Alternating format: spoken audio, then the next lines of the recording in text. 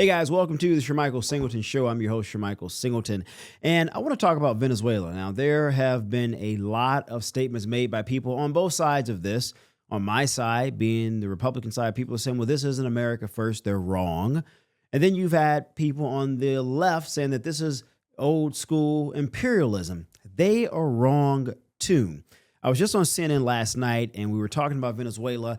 I cited why this is important a little bit. I want to play that clip. We're going to react to it, and then I will further dive into the overall premise of the argument that I was making in this, 60-second, 1.5 minute clip. Let's take a look at it. Look, I personally think you have to remove the rest of the individuals that are there. I actually agree with Anna. I think we made the right decision in part to help the people who are there. 8 million people have fled Venezuela. Correct me if I'm wrong, Anna, with that number. Yeah. But I also think it's an effort to focus on China. I mean, China only gets maybe 6% of oil from Venezuela, so it's not a big deal in that regard. But I think from China's position, they're looking at it in terms of optionality in the system. Most oil is sold on the U.S. dollar. I think if you're the Chinese, you're thinking, how can we provide optionality to the global broader community? And my assumption would be, if I'm in the Trump administration, I'm thinking about it that surgically. That said, you can't go in, remove Maduro, and not remove the other people there. I'm hoping there is a plan for that. The president said that there is one. I would like to see that over time, but I don't think it's going to be enough to trust them. They just had the Chinese and the Russians there as the vice president was sworn in. But and so I don't trust them. So the point that I was making there, guys, is that I don't trust the Venezuelans that are still there in government, that is, not the Venezuelan people. I mean, these are people who Maduro selected himself, his vice president, the military guard, the guerrilla group leaders that are still there empowered. All of these folks are Ponzi's of Maduro. And so, yeah, we cut off the head of the snake effectively, but the rest of the people are still there. They don't really have, in my opinion, the best interest of the Venezuelan people or of the United States. Now, you can use compulsory force to dictate, I guess, mandate that they cooperate with the United States of America. But for how long? As I just stated in that clip, 8 million people have fled Venezuela, many of them coming to the United States and other places. Many of those people would like to go back home. It's why so many of them celebrated the actions taken by the American military. You have also seen, as I mentioned in that same clip, Russia and China had some of their political ambassadors and political advisors there during the swearing in of the then vice president to Maduro, who is now the active president. I don't know if this is a permanent thing. We'll see what happens and how long it lasts. That's a clear indication to me that while they're willing to play ball with us, they still have alliances and allegiance to Russia and China. Now, Russia, the way I see it, is a failing society. They're a failing, declining, democratic, or I don't even know if you can call it democratic, but it's a failing nation. I'll just put it that way. I guess that's probably as kind as one could be when describing Vladimir Putin's tight grip over that country. But they're declining. Gone are the years of this great Soviet empire that was economically sound and militarily sound. They just are not the same. And Putin recognizes that, which is why he's on this hunt and search for sort of regional diplomacy in Eastern Europe, but it's in Asia. But it's over for them, in my personal opinion. It's over. But it is China, which is why I pivoted to China in my remarks in this clip here. It is China that should be our focus. And we can take the clip down. And I'll tell you why. China, in my opinion, and I've talked about on this show how much money they're spending on developing their military, the South Chinese Sea, hypersonic missiles, aircraft carriers. They sent troops, from my understanding, they sent some troops to help the Russians and other folks here and there. The Chinese have not had a war.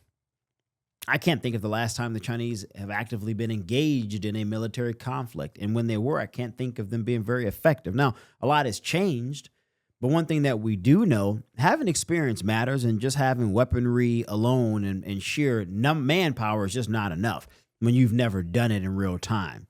So the Chinese, in my opinion, they're not really interested or focused on wanting to beat the United States militarily, because I think there may be some doubt about whether or not they could even win that war. It would be very deadly, but I think they even know that they wouldn't win it. But what they can do is begin to focus on the systems that the United States has put into place vis-a-vis the Monroe Doctrine, the United Nations, all of these treaties, all of these things since the ending of the last World War were put into place systematically by the United States of America with allies that we chose, who we felt were similar or like in their cultural values and their governance values. And so we set up an order led by us where all roads lead back to us. This world order is in part governed by energy, which is why I think this is important. You'll see how I wrap this all up here in a minute.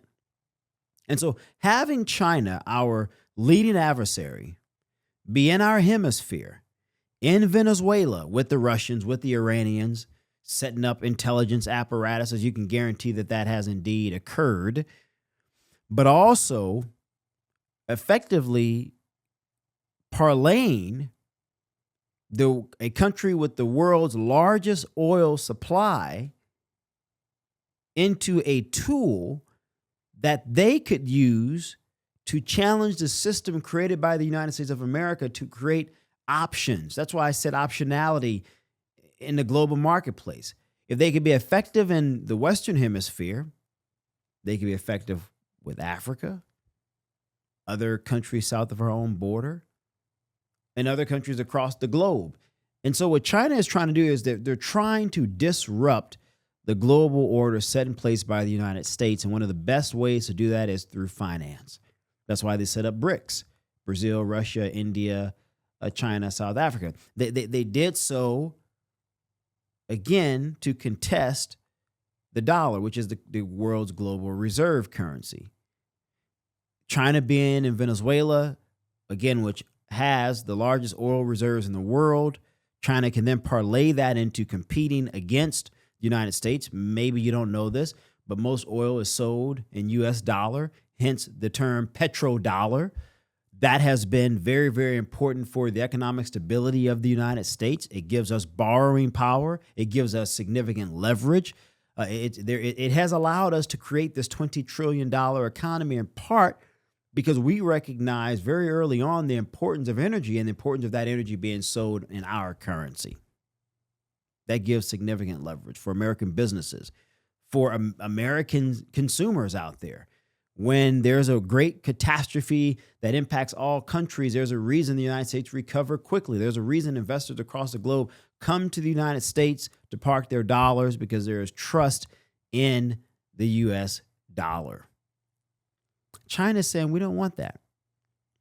And China is saying we know that a significant portion of U.S. wealth is directly tied to energy. We want to contest that. We want to give the global community options. Come through China vis-a-vis Venezuela, vis-a-vis Russia, and we'll give you a better deal. We're not saying you have to completely stop buying from the United States altogether. Not at all. But what we are saying, what we're signaling, is that we want you to diminish that reliance on trading oil in the dollar, where you can trade it in the yen. You get a better bang for your buck.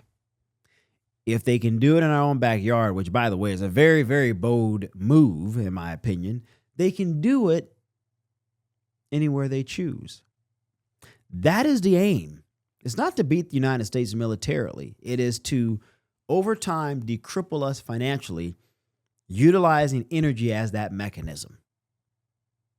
And so it's important, number one, for the United States to have removed Maduro. And over time, we need a transition. As I stated, it's not enough to remove Maduro. You got to have a transition, a peaceful governance in that country, so that we really can rely on a strengthening partnership with them. But you got to have hemispheric supremacy. That's number one. We cannot have our adversaries meddling in our own backyards. I believe that is important. But most importantly than that, you cannot allow Russia and China, principally China, controlling the country with the largest oil reserve on earth. You cannot allow that, because allowing that effectively allows them to challenge the system that we have built. This strengthens China, weakens the United States of America. That's why this action was important. Now, you might be wondering, well, Shermichael, how is this important to me? As I said, some people are saying this isn't America first on my side. Some are saying this is old school imperialism. We're not taking over the land. Now, we may need to temporarily be there. I think that's right. But we have to temporarily be there to oversee a transition. That is important here. The Venezuelan people had an election 2 years ago, 2024.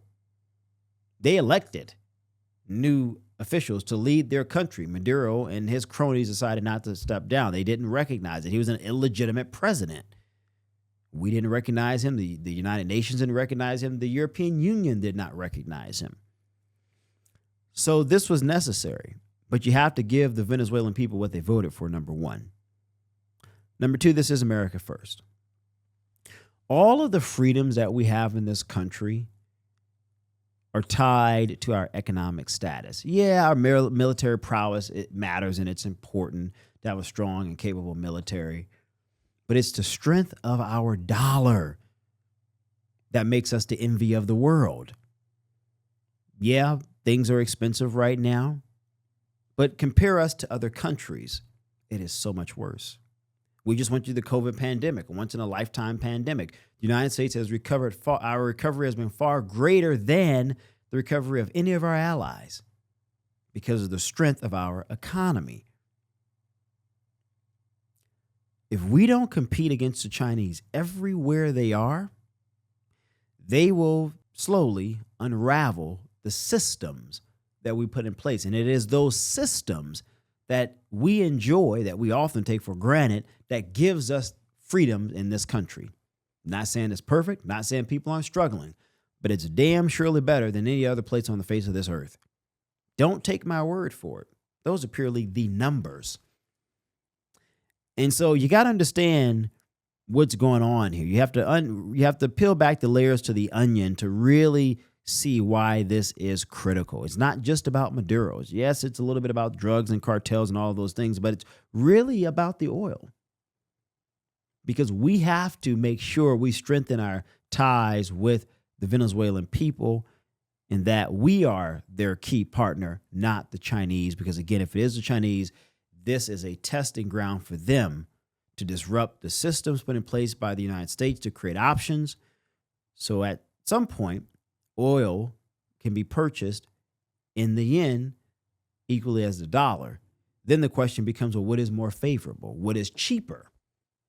I guarantee you the Chinese would do whatever they could to make theirs a lot cheaper if it's purchased in their currency without destabilizing their economy, of course, than the United States.